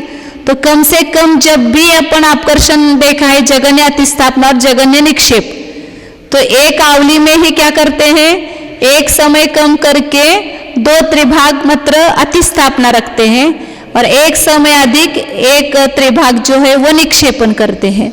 तो उसके लिए मतलब एक तो कम से कम एक आवली चाहिए नीचे कि जहाँ अपने को अतिस्थापना करके निक्षेपण करना है।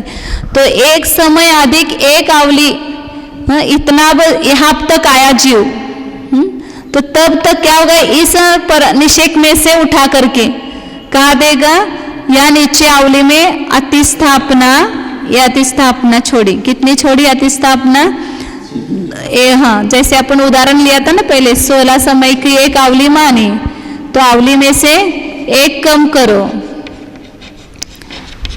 और इसको 3 से भाग दो और 2 से गुना करो। तो कितना आएगा, 16 में से कम किया 10 हुआ, 10 को 3 का भाग दिया, नहीं 15 हुआ, 15 को 3 का भाग दिया 5 और 5 को 2 से गुना किया, तो कितना हुआ 10 हुआ। तो वास्तविक गणित में ऐसा लेना, वो जगन्युक्ता संख्यात प्रमाण समूह की आवली है, वो उसमें से एक कम किया क्योंकि वो इस प्रमाण है, विषम संख्या नहीं है, वो सम संख्या है, कोई आया था ना वो युग्म संख्या है, इसलिए उसमें से एक कम करना पड़ता है क्योंकि 16 भी युग्म संख्या है ना, 4 का भाग जाता है इसमें। तो वो त्रिभाग करने के लिए इसको भाग नहीं दे सकते, तो एक समय कम करना और 3 का भाग देना और उसमें से 2 त्रिभाग जो है उतने अतिस्थापना छोड़ेंगे और एक समय कम आवली का जो त्रिभाग है और उसमें एक समय अधिक करेंगे, मतलब 5 में एक अधिक किया, एक कम किया था ना, उसको अधिक किया तो उतना निक्षेप है, ये निक्षेप। मतलब यहाँ पर उदाहरण में ये 10 समय की अतिस्थापना हुई और निक्षेप 6 समय का हुआ। तो ये जब तक एक पूरी आवली नीचे है और उसके ऊपर के निषेक का अपन अपकर्षण कर सकते हैं, तब तक ये होगा। अब अगले समय में यह जीव जाएगा तो वहां अपकर्षण नहीं होगा क्योंकि आवली में से उठा करके आवली में, उदयावली में से उठाकर उदयावली में नहीं निक्षेपण किया जाता है क्योंकि पूरी उदयावली बन गई ना, तो यहाँ के केवल एक एक परमाणु का उदय आकर के ये प्रकृति नष्ट होगी। तो जो प्रकृतियां स्वमुखोदय रूप से नष्ट होती है उसका क्षय देश क्या है, एक समय अधिक एक आवली रहने तक अपकर्षण होगा, अपने क्षय देश पर्यंत का अर्थ है। और जो हाँ कहाँ पर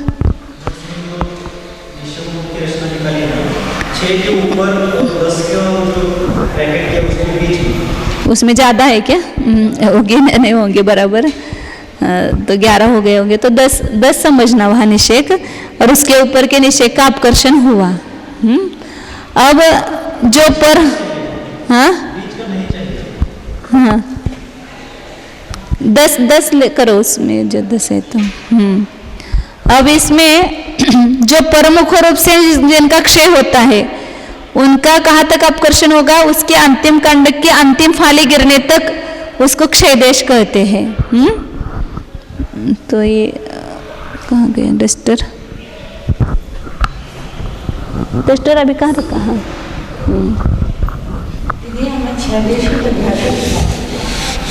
कहा ना अभी स्वमुखोदय वहाँ लिखी हुई है नोट्स में, जिनका स्वमुख रूप से नाश होता है उनका एक समय अधिक एक आवली कम रहने तक उसको क्षय देश कहते हैं।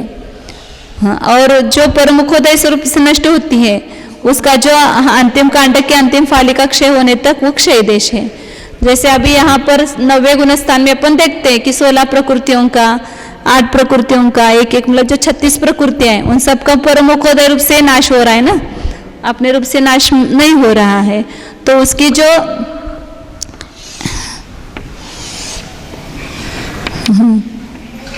ये अंतिम कांडक है समझो, ये लिया हुआ है, इसका जो पतन होगा वो अपनी दूसरी सजातीय प्रकृति में वहां संक्रमण होकर के पतन होगा।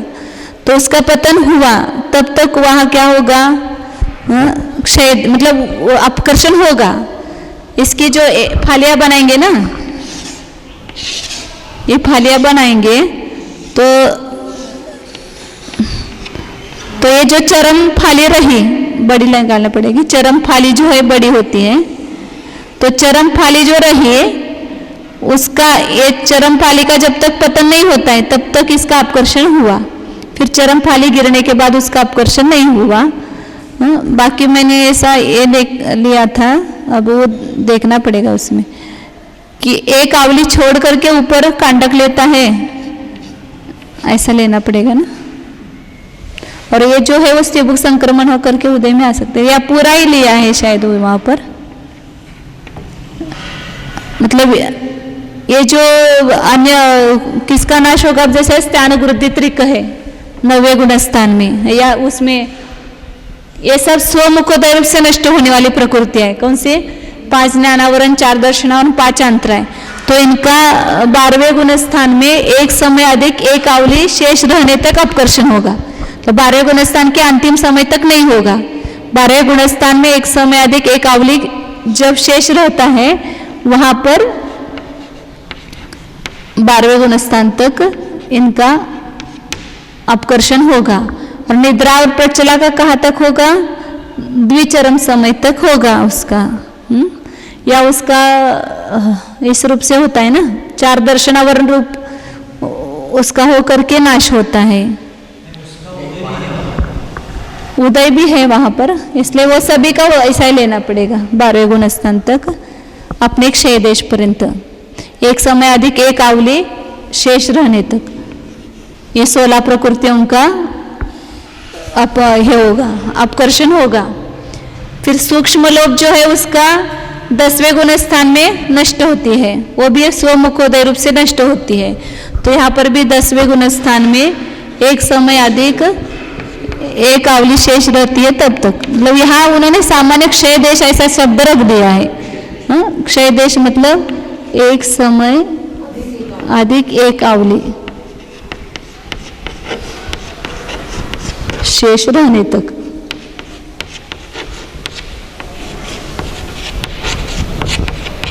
मतलब कितने टाइम से पहले तक अपकर्षण हो रहा है, जो वो बचा गया है उसको क्षय देश कहते हैं। हाँ, क्षय देश।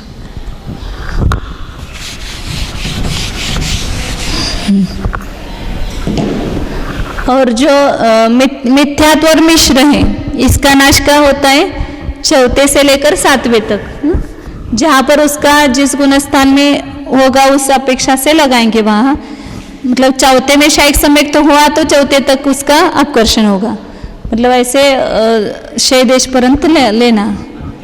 हाँ, 4 से 7वें पर्यंत वहाँ पर अंतिम समय तक, मतलब अंतिम कांडक की अंतिम फाली गिरने तक वो वहाँ पर क्षय होगा। अंतिम कांडक की अंतिम फाली वो क्षय देश कहना। उसके बाद उसकी सत्ता ही नष्ट हो जाती है, क्योंकि जितनी स्थिति शेष बची है वो पूरे के पूरा वो कांडक लेता है, और वो पूरा मिश्र और संयुक्त प्रकृति रूप दे करके मिथ्यात्व का नाश होगा। और मिश्र की जब अंतिम कांडक की अंतिम फाली गिरेगी तब वहां तक उसका अपकर्षण होगा। दोनों का एक साथ नहीं है, पहले मिथ्यात्व का अपकर्षण बंद हो जाएगा, फिर उसके बाद मिश्र का होता रहेगा, फिर मिश्र की भी अंतिम कांडक की अंतिम फाली गिरेगी तब मिश्र का भी अपकर्षण वहां बंद हो जाएगा। अंतिम कांडक नहीं, ये तो दूसरे पर प्रकृति रूप हो रहा है ना, वहां पर अपकर्षण और संक्रमण साथ में होता है। कभी कभी है ना, अपकर्षण अपने में ही करता है ऐसा नहीं, अपकर्षण करके दूसरे प्रकृति रूप से भी संक्रमण कर सकता है। तो यहाँ जो मिथ्यात्व और मिश्र की जो कांडक अंतिम कांडक की फाली लेगा उसका अपने में न दे करके संयुक्त प्रकृति में पूरा देगा। पहले तो अपना कांडक का द्रव्य था वह अपने में भी देता था और संक्रमण करके अन्य में भी देता था, लेकिन जब अंतिम कांडक लेगा तो उस समय उसका जो द्रव्य होगा वो पूरा का पूरा संयुक्त प्रकृति रूप से परिणमित कराएगा। और मिश्र की भी अंतिम कांडक जो लेगा वो पूरा संयुक्त प्रकृति रूप देगा, अपने में नहीं निक्षेपण नहीं होता है। इसलिए वो अंतिम कांडक के अंतिम फल मतलब उसका नाश का जो अंतिम क्षण है क्षय का, वहां तक उसका अपकर्षण होता रहेगा। और संयुक्त प्रकृति का अपकर्षण कहाँ तक होगा? उसका एक समय वो अपने स्वमुख रूप से जाती है ना, तो एक समय अधिक एक आवली शेष रहने तक उसका अपकर्षण होगा. ये भी 4 से 7वें गुणस्थान पर्यंत एक समय अधिक एक आवली शेष रहने तक. उसको ही क्षय देश कहते हैं. हाँ, उसको एक क्षय देश कहा. हाँ हाँ. अब मिथ्यात्वादी 3 प्रकृतियों का उपशम श्रेणी पर कहाँ तक अपकर्षण होगा. तो यहाँ पर 11वें गुणस्थान तक उनका अपकर्षण होगा, क्योंकि वहां पर जो द्वितीय स्थिति में द्रव्य है, ये अपन करते हैं ना द्वितीय उपशम सम्यक्त्व में, ये प्रथम स्थिति और ये अंतरायाम है पूरा, और ये ऊपर द्वितीय स्थिति है. तो यहाँ का द्रव्य मिथ्यात्व का है, वो मिश्र में भी चला जाता है और सम्यक्त प्रकृति रूप संक्रमण होकर के चला जाता है. और कुछ द्रव्य जो है वो अपकर्षण करके ऊपर का द्रव्य यहाँ नीचे, वो यहाँ नीचे नहीं आएगा, उदीर्णा होकर के अंतराय में नहीं आएगा, है ना. इतर अंतराय में आएगा तो द्वितीय उपशम सम्यक्त तो नष्ट होगा. तो यहाँ द्वितीय स्थिति का ही ऊपर का द्रव्य वही द्वितीय स्थिति में नीचे निक्षेपण करता है, या यहाँ का द्रव्य उठाकर यहाँ मिश्र में भी दे सकता है, सम्यक्त्व में भी दे सकता है. मतलब अपकर्षण और संक्रमण ये 2 करण साथ में भी होते हैं. अपकर्षण करके अन्य प्रकृति रूप से भी संक्रमण कर सकता है. जैसे अभी उद्वेलन संक्रमण भी होता है ना, उसके कांडक करेंगे किसके, मिश्र सम्यक्त प्रकृति के, तो वो संक्रमण करके अपकर्षण करके संक्रमण किसमें करता है, सम्यक्त प्रकृति में करता है. सम्यक्त प्रकृति में देता है ना वह द्रव्य. हाँ हाँ. उद्वेलन में मिश्र सम्यक्त का उद्वेलन होता है, तो उसके जो कांडक बनाएगा, ये इसमें उद्वेलन कांडक बनाया, तो इसका द्रव्य उठा करके कहाँ देगा, इसके नीचे मिश्र में और सम्यक्त में मिथ्यात्व में देगा. मिथ्यात्व है ना, वहां पर मिश्र और सम्यक्त का जो कांडक है वह किसमें देगा, मिथ्यात्व में देगा. और यहाँ पर जो है वो मिथ्यात्व का और मिश्र का सम्यक्त प्रकृति रूप में देता है, या मिश्र का भी सम्यक्त में देता है.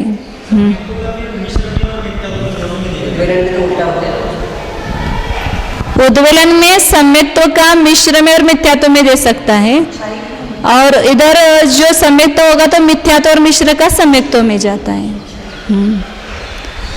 आगे तो ये बता रहे थे कि यहाँ पर उपशम श्रेणी पर अपकर्षण 11वें गुणस्थान तक हो सकता है. द्वितीय स्थिति का द्रव्य द्वितीय स्थिति में ही वहां दिया जाता है. यहाँ पर भी देश एक समय में देता है, क्योंकि सभी प्रकृतियों के कांडक घातादि सब चालू है ना वहां पर. आगे किसका उपशम श्रेणी पर कहाँ क्षय देश होगा, उपशम श्रेणी पर खाली ये बताया. तो यहाँ मिथ्यात्वादी 3 प्रकृतियों का उपशम श्रेणी पर 11वें गुणस्थान तक होगा. फिर तिर्यक एकादश स्थान गुरुद्धी त्रिकर्ण रगद्विक, 16 प्रकृतियां 9वें गुणस्थान के पहले भाग तक इसका क्या होगा, अंतिम कांडिक के अंतिम फाली गिरने तक इसका अपकर्षण होगा. 16 प्रकृतियों का क्षेप पर मुख उदय रूप से ही जा रहा है. और प्रत्याख्यान का क्षय इसका भी ये 90 के पहले भाग में भाग, ये 90 के दूसरे भाग तक इसका अपकर्षण होगा. फिर नपुंसक वेद, स्त्री वेद, पुरुष वेद, नौकशा, ये क्रम से लगाना. उसमें 9वें गुणस्थान के तीसरे, चौथे, 5वें, 6ठे भाग तक इनका अपकर्षण अपने क्षय देश पर्यंत, मतलब अंतिम कांडक की अंतिम फाली तक उसका अपकर्षण होगा. संज्वलन, क्रोध, मान और माया का उसका भी 9वें गुणस्थान के 7वें, 8वें और 9वें भाग तक अपकर्षण होगा. और इनका सबका अभी आगे बताते हैं. देवायु का अपकर्षण कहाँ तक होगा, 11वें गुणस्थान तक. सत्ता में जो बद्धायुष का जीव भी उपशम श्रेणी पर आरोहण करता है ना, तो जो बद्यमान आयु है उसमें अपकर्षण तो कभी भी होता रहता है, उत्कर्षण नहीं होता है. उत्कर्षण बंध के समय ही होगा, और उदीर्णा जो है वो अगले भाव में ही होगी ना, बुद्धिमान आयु में ही उदीर्णा होगी. लेकिन अपकर्षण और उत्कर्षण जो है वो सत्ता में पड़ा हुआ जो आयु कर्म है उसमें बंध के समय में ही उत्कर्षण होगा, और अन्य समय में अपकर्षण कहीं पर भी होता है. गातायुष का जीव कहते हैं ना वहां पर कि ज्यादा देव की आयु बांधी थी, फिर वह अपवर्तनाघात तो सब जगह नहीं होगा, लेकिन अपकर्षण करण वो सत्ता में, जैसे अभी द्वितीयोपशम में बताया, वैसे ही यहाँ जो सत्ता में पड़ा हुआ आयु कर्म है उसके ऊपर के निषेक नीचे देना, ये कार्य अपकर्षण होता रहता है। तो लेकिन वो अपकर्षण सामान्य जो है वो अपवर्तनाघात संश्लेष परिणाम से होगा। स्थिति नहीं घटी, खाली कुछ परमाणु जो है ऊपर से नीचे आए।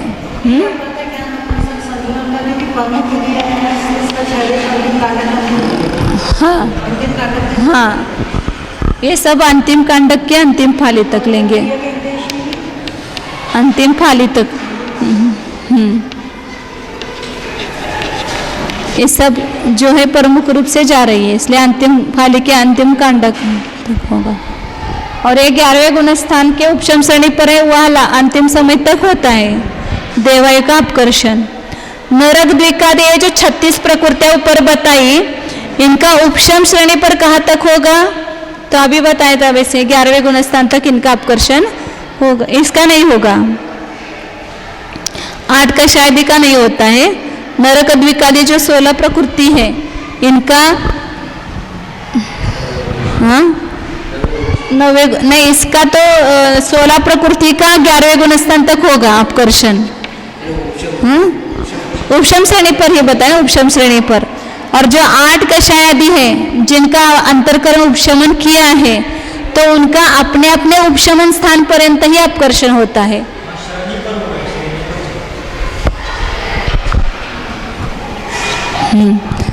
तो 8 कषाय आदि जो 20 प्रकृतियां हैं उनका संक्रमण कहाँ तक होगा? अपने अपने उपशमन स्थान पर्यंत, मतलब 8 प्रकृतियों का उपशमन हुआ, उसके बाद उसका अपकर्षण नहीं होगा। फिर इसका नहीं, पहले नपुंसक वेद का होता है ना उपशमन, फिर स्त्री वेद का होता है, फिर 6 नौकषाय का होता है, फिर पुरुष वेद का होता है। तो जब उनका उपशमन हुआ, फिर उसके बाद में उसका ये नहीं होगा, अपकर्षण नहीं होगा। क्योंकि वहां उपशांत में बताया कि जो 20 प्रकृतियों का जो बताया ना, वो सकल करण के अयोग्य हो गया है। मतलब उसका वो जो उपशमन हुआ उसमें संक्रमण, अपकर्षण, उत्कर्षण कुछ नहीं होता है। लेकिन द्वितीय उपशम सम्यक्त्व में नहीं, केवल उदीर्णा के अयोग्य होता है। जो सम्यक्त्व में होता है वह केवल उदीर्णा के अयोग्य होता है। और यहाँ जो 11वें गुणस्थान में उसका जो उपशमन बताया वो सकल करण के अयोग्य होता है। मतलब सकल करण के मतलब उपशम क्षय, उपशम संक्रमण, उपशमन नहीं, संक्रमण, अपकर्षण, उत्कर्षण नहीं होता है। तो ये अपने उपशमन स्थान पर्यंत लगाना। 3 क्रोध, मतलब वहां क्रम से होता है।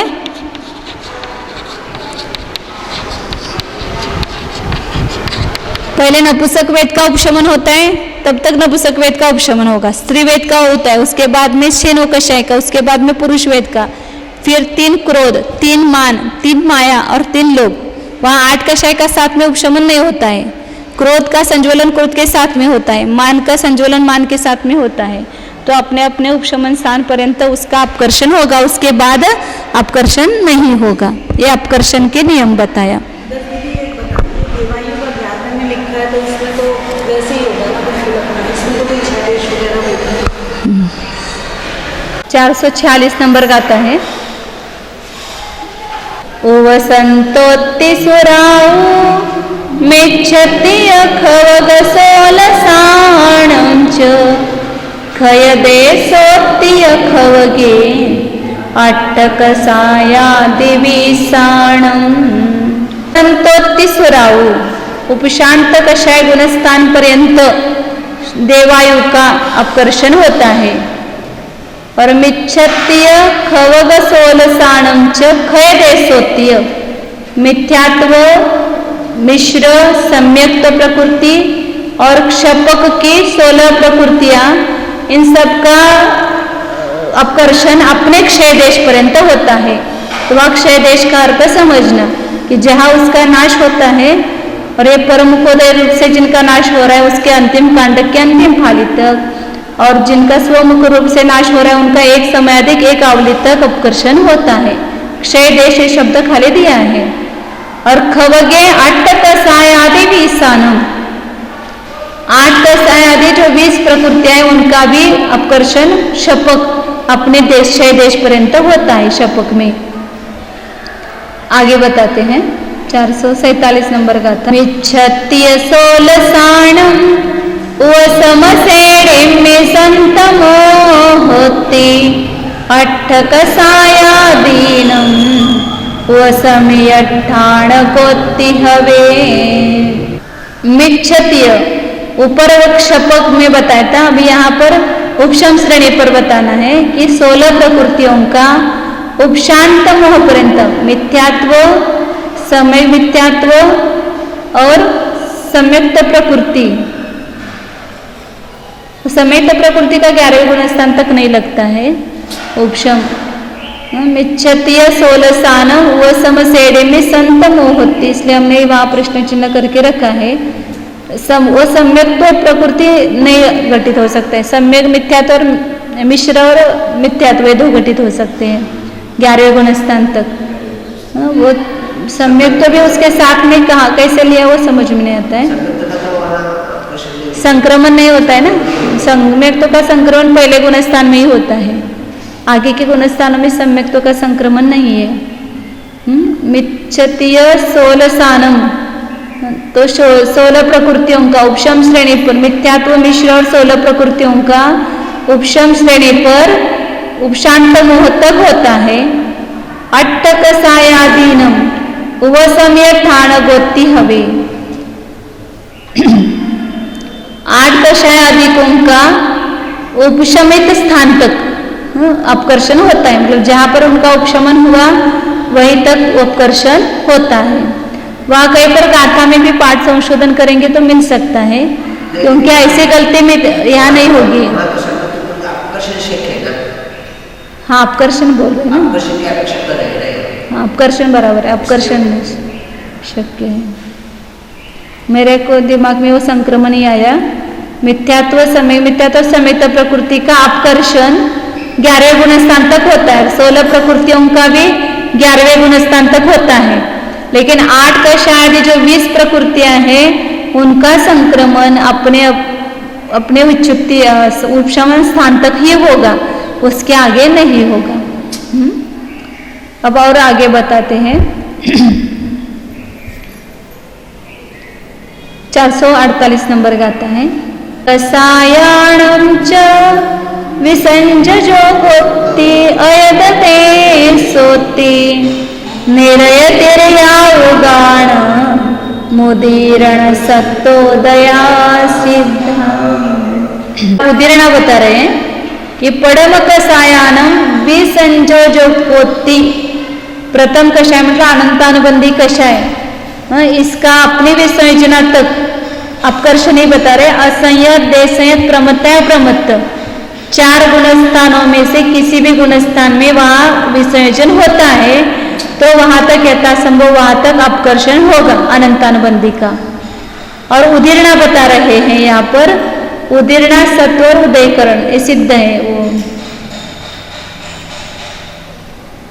नहीं, वो ये बता रहे अपकर्षण ही बता रहे हैं। नरकायुष असंयत पर्यंतम, नरकायु का अपकर्षण कहाँ तक होगा? चौथे तक, क्योंकि बद्यमान की अपेक्षा भी जो जिसने नरकायु बांधी वो 5वें गुण स्थान में जाता ही नहीं है, तो नरकायु का वहां अपकर्षण नहीं होगा। और जहाँ नार की जीव है वो भी 4थे गुण स्थान तक ही है, इसलिए भुज्यमान आयु का भी अपकर्षण 4थे तक ही होगा और बद्यमान का भी 4थे गुण स्थान तक ही अपकर्षण होगा।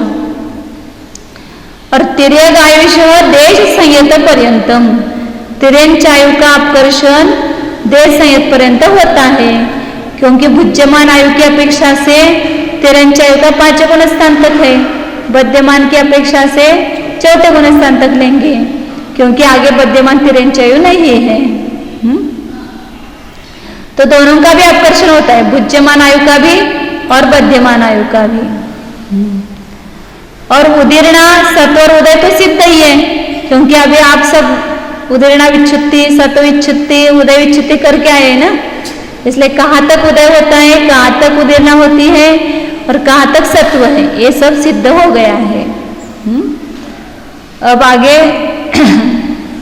उपशांत द्रव्य वगैरह बताते हैं उसी में वही गाथा है। ऐसे 450 नंबर गाथा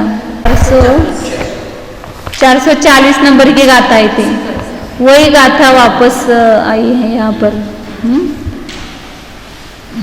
449 रहेगा क्या? हाँ 449 गाथा लेना है, फिर बाद में 50 आएगी। मिच्छसयमिच्छोत्य उदीरणा वसमाहि मुह्यस्स समहियावलित्य सुमे सुमस्सलोभस्स। उदीरणा के बारे में विशेषता बता रहे हैं यहाँ पर। मिथ्या तो प्रकृति की उदीरणा, मतलब जहाँ जिस प्रकृति का उदय है वहीं पर उस प्रकृति की उदीरणा होती है, ये नियम है। और 3 सातवेदने और आयु कर्म के लिए क्या बताया? 6ठे गुणस्थान तक की उदीरणा होती है। तो उसमें मिथ्यात्व का उदय तो मिथ्यात्व गुणस्थान के अंतिम समय तक रहेगा, लेकिन मिथ्यात्व प्रकृति की उदीरणा अंतिम समय तक नहीं होगी, क्योंकि वहां पर एक समय अधिक एक आवली शेष रहता है, तभी तक उदीरणा होती है। अंतिम आवली जब शेष बचती है तो वह उदीरणा नहीं हो सकती, क्योंकि ऊपर अंतरायम है ना, अंतरायम है तो वहां कर्म ऊपर से नहीं आ सकते हैं वहां। तो मिथ्यात्व प्रकृति की उदीरणा मिथ्या दृष्टि गुणस्थान में एक समय अधिक आवली शेष रहने तक होगी। और उदीरणा वही बताए मिच्छस्स मिच्छोत्य, मिथ्यात्व की उदीरणा मिथ्यात्व तक, और उपशम समेत्व के अभिमुख जीव के एक समय अधिक एक आवली शेष रहने तक होती है। और सुह में सुमस्सलोभस्स, सूक्ष्म लोक की उदीरणा कहाँ होती है? सूक्ष्म सांप्राय गुणस्थान में ही, और वहां पर भी एक समय अधिक एक आवली शेष रहने तक होती है, उसके बाद नहीं होगी। उसके बाद केवल उदय ही होता है, उदीरणा नहीं होती। अब 450 नंबर गाता है। उदये संकममुदये चौसुविदादुं कमेन नो सक्कम् उवसन्तं च निदत्ति निकाजितं तम अपूवोत्ति। हाँ यहाँ पर भी मत चाहिए। हाँ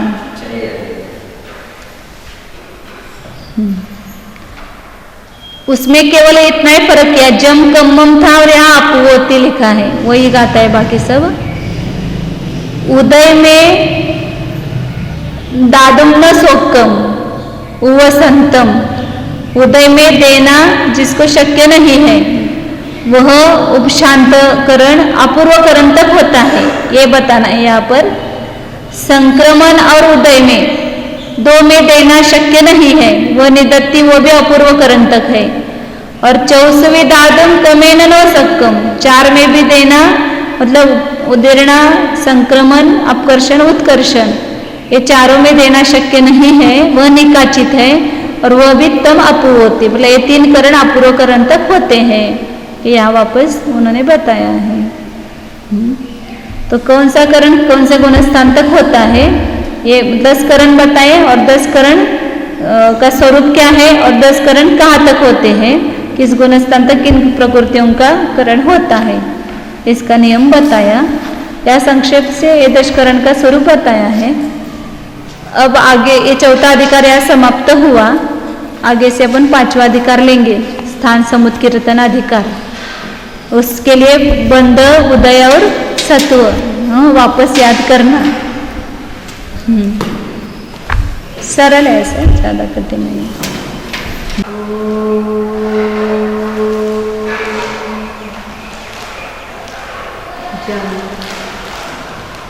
अपने निज कारण परमात्मा को जाना, निज सत्व को जाना,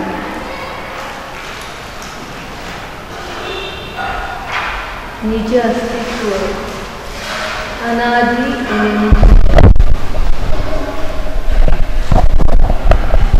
इस सत्व में परद्रव्य का असत्व है।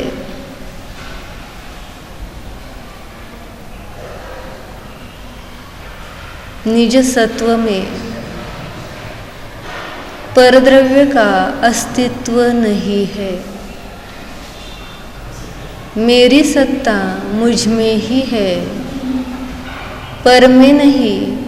पर की सत्ता पर में ही है, मुझ में नहीं। प्रत्येक द्रव्य स्वतंत्र है, स्वाधीन है। कर्म स्वतंत्र है, जीव स्वतंत्र है।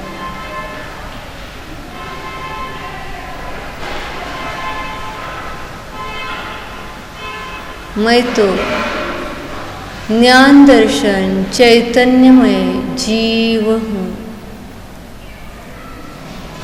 मुझ में कर्म के होने वाले दशकरण नहीं है। आत्म स्वभाव में कर्म का बंध नहीं, उदय नहीं, सत्व नहीं, अपकर्षण नहीं, उत्कर्षण नहीं, उदीर्णा नहीं है, उपशमनाकरण नहीं है, निधत्ति निकाचित करण नहीं है।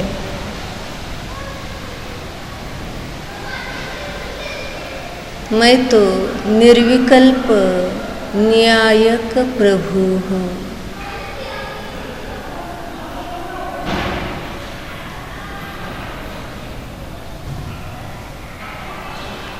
कर्म कर्म में है, जीव जीव में है। अपने स्वरूप को जानो, मैं तो निष्कर्म परमात्मा हूँ।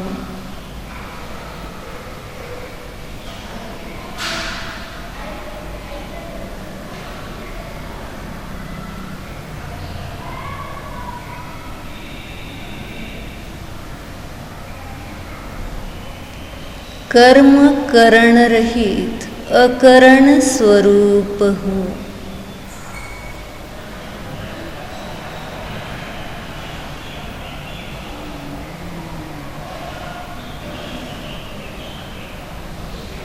निष्कर्म स्वरूपो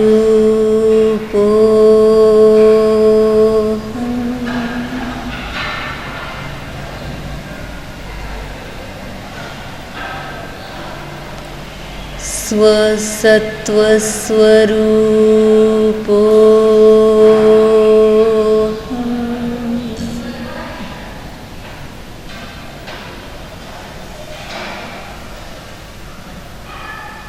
स्वतंत्रो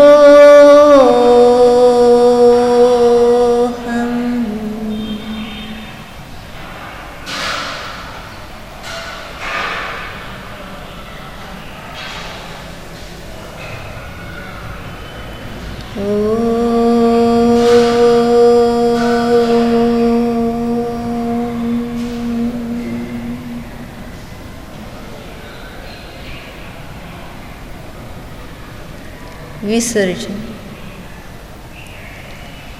नमो अरिहंता, नमो सिद्धाणं, नमो आयर्याणं, नमो उवच्छायाणं, नमो लोये